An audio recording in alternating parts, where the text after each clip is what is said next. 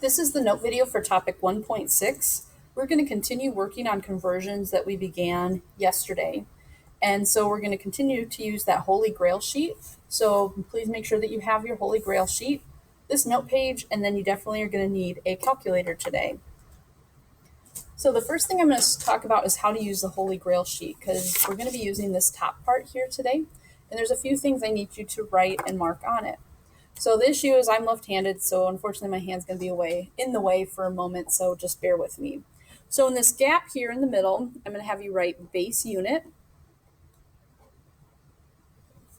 We have 4 of those. We have M for meter, L for liter, G for gram, and S for second.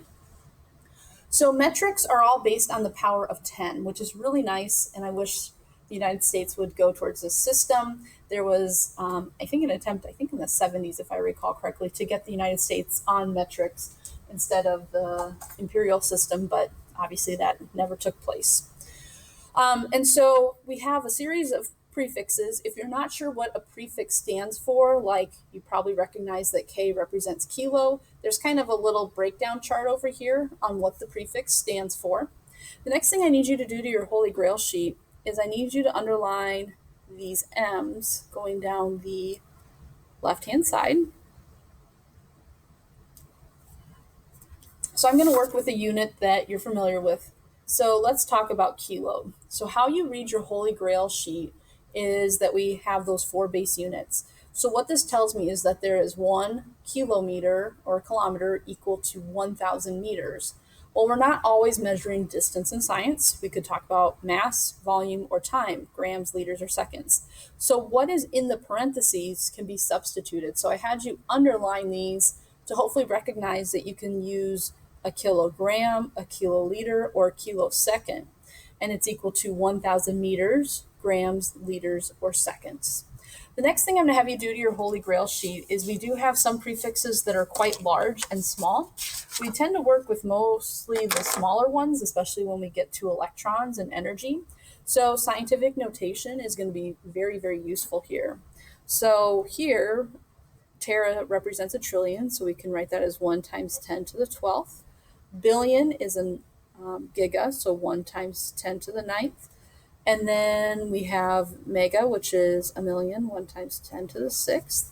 You probably recognize these 3 if you are familiar with computer memory. So my first flash drive was very expensive and it only stored megabytes. I can now buy a terabyte external hard drive for much cheaper and can store way more files than what I could on my original flash drive. So down here, we get into things that are very small, micro, nano, and pico. And so here we have 1 times 10 to the 6th, 1 times 10 to the 9th, and 1 times 10 to the 12th. Go ahead and cross these out on the far right. They end up creating more confusion than they are helpful, especially in that bottom part. So again, at this point, your Holy Grail sheet should look something like this. Okay, so to start, we're going to have conversions today that are 1 or 2 steps, and I'm going to walk through how to use the Holy Grail sheet and how do you decide if it's 1 or 2 steps. So to start out, we have 563 meters going to millimeters. What I call these are base units or prefix. This is a base unit because it doesn't have a prefix like milli, centi, or kilo associated with it. I call this a prefix because, again, it has the prefix milli there. So a base to prefix conversion can be done in 1 step.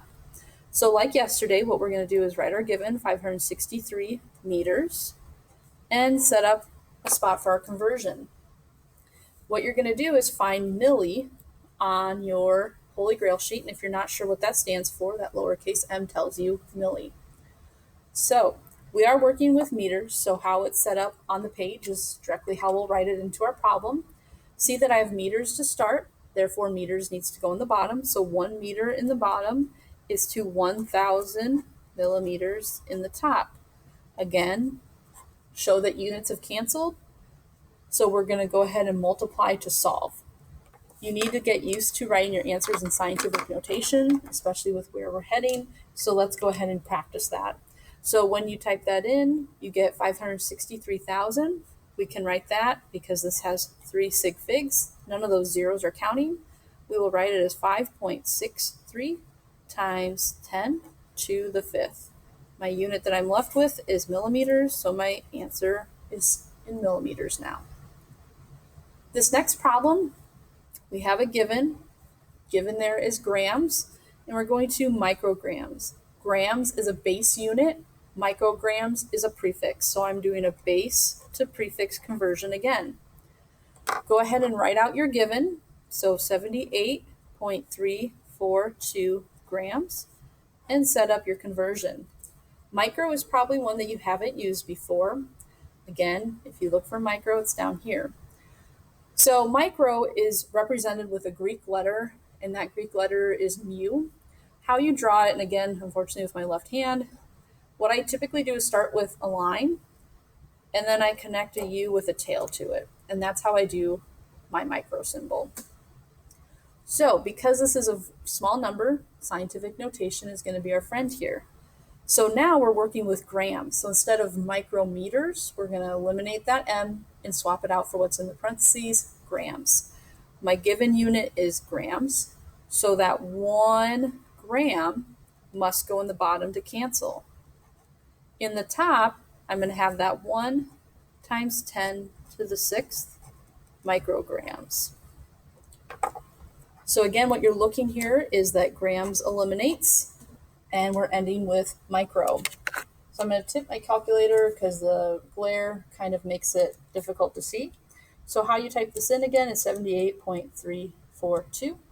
Use that EE key. So we're going to type 1 second, comma, to the 7th. Again, you may have a different style calculator.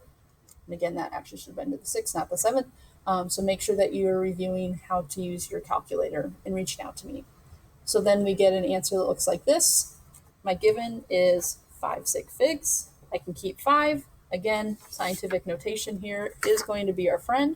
So I'm going to go ahead and write my answer as 7.8342 times 10 to the 7th micrograms. Okay, so these are one-step problems. When we get to the next style, when you take a look at it, notice that here we have kilo and milli. So this is called a prefix to prefix conversion. So that means we need a conversion that takes us from kilo to milli. There is a way to figure these out, and I don't teach them because it gets to be a challenge depending on where you are in terms of relation to that base unit prefix. So what I give you for a roadmap to solve is what we need to do is go prefix to the base unit and then to your prefix, meaning it takes 2 steps to solve for a prefix to prefix conversion. So you start out with the same idea, write your given of 67 kilograms. So that means where you need to go to next is our Holy Grail sheet and find out what we know about kilo. It tells us that 1 kilometer or a kilogram is equal to 1,000. Again, we can substitute meters to grams. So because I have kilograms, that means 1 kilogram will go in the bottom. That 1,000 grams is the top. Kilograms eliminates, and I can continue to move on. I've done this step. I went from kilograms to grams. My last step is to go from that base unit to the prefix that I want, which is milli. So we're going to look for milli, which is further down here. So I need to add a second step like we did yesterday. So because I have grams, grams will go in the bottom. That's going to be 1 gram. The top will be 1,000 milligrams. Okay. It's nice in this particular example, everything is in the numerator, so you're just multiplying those 3 numbers so you don't have to work it out into 2 steps. So when you type this in and get a final answer, you should have 6.7 because this has 2 sig figs times 10 to the 7th. Don't forget your unit of milligrams. In this next problem, we have 584 millimeters. We're going to centi. So this is another prefix to prefix. So our roadmap means that we need to go millimeters to meters. That's my base unit. Finally converting it out to centimeters. So again, like example 3, it's a 2-step problem. So I know I need to find a conversion factor that relates milli to meters. So we just use that. So 1,000 millimeters will go in the denominator because that's what I'm starting with. So 1,000 millimeters in the bottom, and 1 meter is going to go in the top. Sorry, that was the dismissal bell for the first half of 3A. So then where we're going next is we need to convert meters to centimeters. So we look here on our Holy Grail sheet. 100 centimeters is to 1 meter.